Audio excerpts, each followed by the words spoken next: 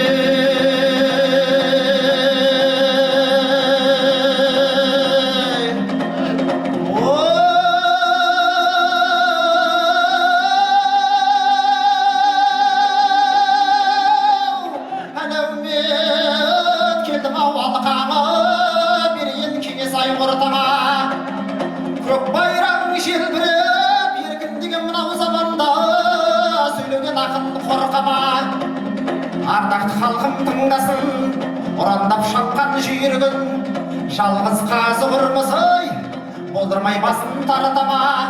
Біраз ұрық желеген, әлеумет жүрдің ай көрмелеп ой, ұнаса сөзім ау халқым әңгей, құлақтансын азамат. Сөзімді ұғып тыңдағын, заманың туды бостандық, бірліктің туы орнаған, заманға туған ақынмын, бабында тұрған бұлбұлдай.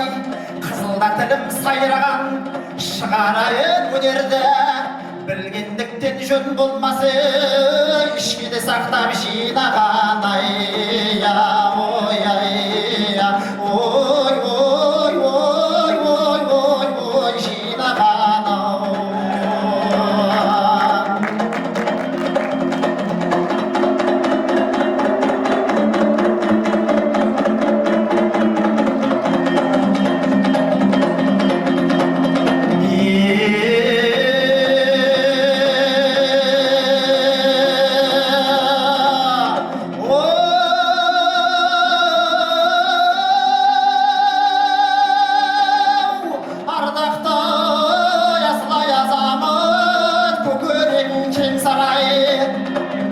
Білімнің нұры қайнаған, заманға туған жастар ем, денемес қозған жүйріктей, ауыздығын шайнаған.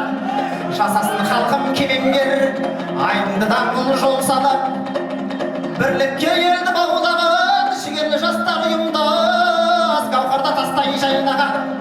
Заманға туған сұңқарлар, қош жалғызын қолдаған қайырлы болсам халқым ай жаңадан өмір ай жаңа заң жалынды асыл жастарым ұмтылып алға талпынып ой білімнің жолынай қуады кең жиырылған бұқара ардақты асыл азамат ата бабаң жолымен қажымас күш қайрат пенен сәулетті өмір қорады ой ой ой ой ой ой қорады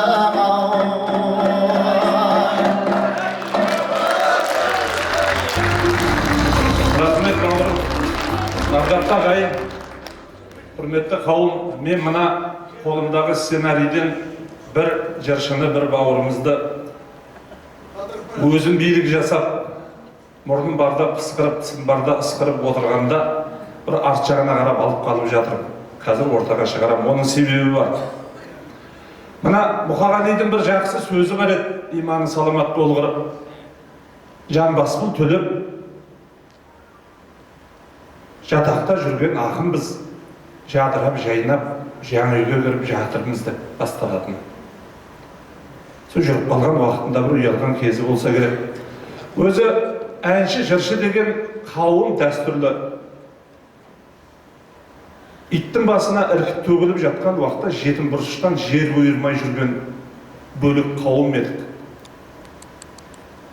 Мына біз отырған ғимарат Алатау дәстүрлі өнер театры. Осы қаланың әкімі Бауыржан Мырзаға бәйбек. Көзі тірілердің алғысы айтылып жатыр.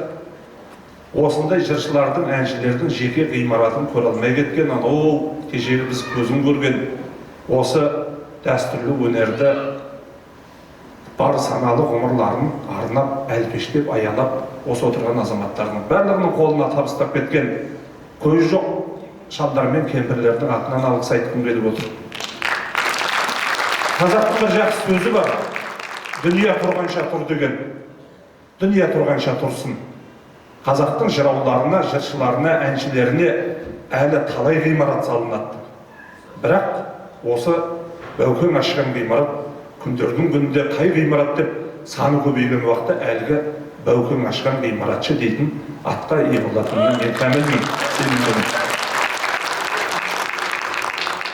Арғымағат жабы болмайды, жалы кетіп арысада, жаман адам жақсы болмайды, жасы жетіп қарысада,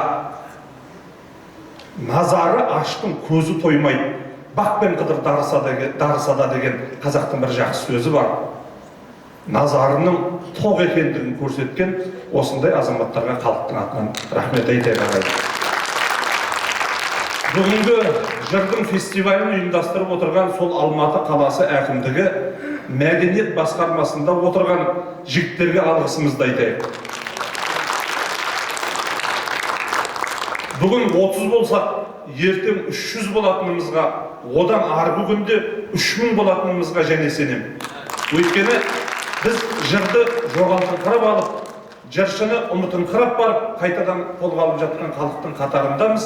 Сондықтан алтын уақыттарыңызды бөлгендеріңізге рахмет. Мен сахнаға мынау жер кіндігі, жер ұйығы, жетісу, сол жетісудың 20 ғасырдағы көзтірі Гомера атанған Жамбылды атын атадық қой. Сол Жамбылдың ұлы ұстазы Пірім деп есептеген Сүйінбайдың Қарасай батыр жырымен, соның үзіндісімен Ерболат Шалдыбекті шақырғым келіп отыр. Ерекеңді қарсы алайық.